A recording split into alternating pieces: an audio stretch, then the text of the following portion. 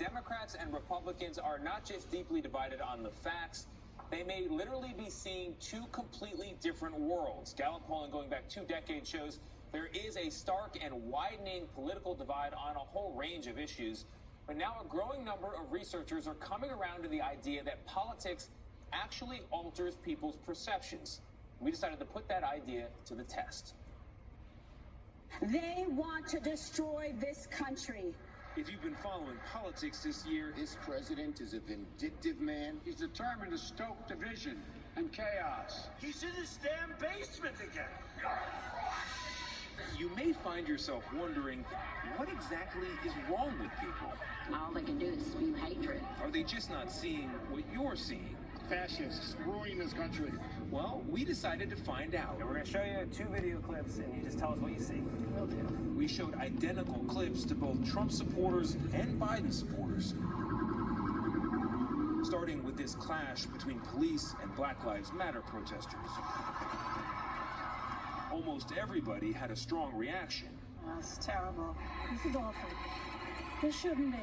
But when we asked a question designed to test their political filter, their answers could not have been more different. Who do you think is being more aggressive? I would have to say the protesters because they're not letting them go through. Who would you say is being the aggressor there? NYPD. The police, not the protesters? Right. The rioters, they're not protesters, they're rioting. As far as I can see, there's no violence or anything from the protesters, and the police are acting a little violently. The protesters, they're challenging you. They're challenging the cops. Okay, come on, do it. Seems to me like NYPD showing a little lack of restraint in their crowd control, frankly. It was the same with this video, a well-known confrontation between armed homeowners and demonstrators marching past their house. Oh, is that what I think it is? This is so wrong. Once again, people from different political parties were seeing very different things. These people are just sitting there protecting their house. They don't want to shoot nobody. They don't want to harm nobody. They're sitting there strictly protecting their house. If you had to pick the person being more aggressive or the people being... The person with the gun. Yes, Okay. It would be the person with the gun. They're defending what they could while they were there. I'm not against it. So in terms of who's being aggressive, it's the protesters. protesters. Who's being more aggressive? Oh, the person with the assault rifle, without a question. In fact, there was only one thing everyone seemed to agree on. Do you think America is becoming more politically divided? Yes. Yes. That's for sure. Absolutely. Yeah, because we're so freaking polarized. So this is a problem that's getting worse. Yeah, it's getting worse, and I don't see it unwinding anytime soon. Jay Van Bavel is a professor of psychology at New York University. Political identities are one of the most important and powerful identities that people have right now in this country, and that's grown over time. How did that happen? Our political leaders stopped cooperating and voting in different ways. The media that we tune into, you can now select media that aligns with your political identities, and social media allows you to tune in to whatever you want to tune into, whatever you hope to see. And so you can confirm all your beliefs and identities and expectations by plugging into these different realities. That can make it harder to understand why others would view things so differently. Can you imagine a Democrat looking at the videos you saw and coming to the complete opposite conclusion? No, I can't. No, I can't. So this is known as what's called the bias blind spot. That it's really easy for us to see bias in other people, but it's hard for us to see it in ourselves.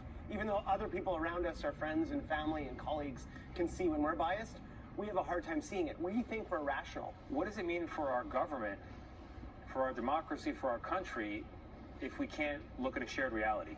If you don't see the same facts, you can't have a serious discussion about how to come to some solution. Some things are very clear, but most things are ambiguous. And so we have to decide how we're going to interpret them. And you can interpret them through an extreme partisan lens and decide anybody who doesn't see reality the same way you do is an evil person that needs to be defeated.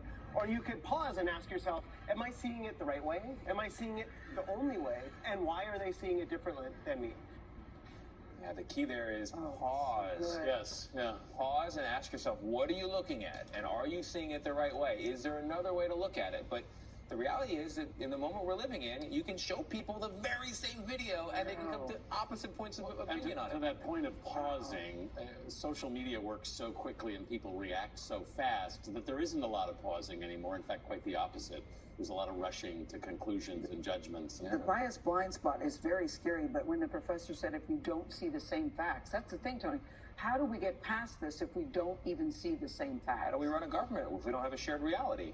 And then each of us believe deeply that we are seeing the truth and everyone else is crazy. So we've got to ask ourselves, maybe we have it wrong. Well, and you have to, I think it's very important, and because this is part of the job that we have to do sometimes, is you have to look at something and go, all right, why does this person see this so differently? What do they see that I am not seeing? It's part of why the virus is so bad right now is because it separates us, and the only way to get past this is through conversation. It's to meet people who have that opposite point of view and to talk to them. But it's really hard. It reminds me of marital counseling, where you'd be on a rant and the counselor would say, but that's your reality. That's not his reality. And my thing, but he's wrong. It reminds me a lot of marital counseling. It does, because we're looking at the same thing. Like, what, the proof is right there. Don't you see it? That's very, very fascinating. I wonder how you get past that. That's the dilemma. Mine was divorce. I would recommend that. So you got to figure out something else, people. You got to. Well, we tried that once. It was called the Civil War. Not so well. We got to work this out. Yeah. I had Vladimir Dudier will look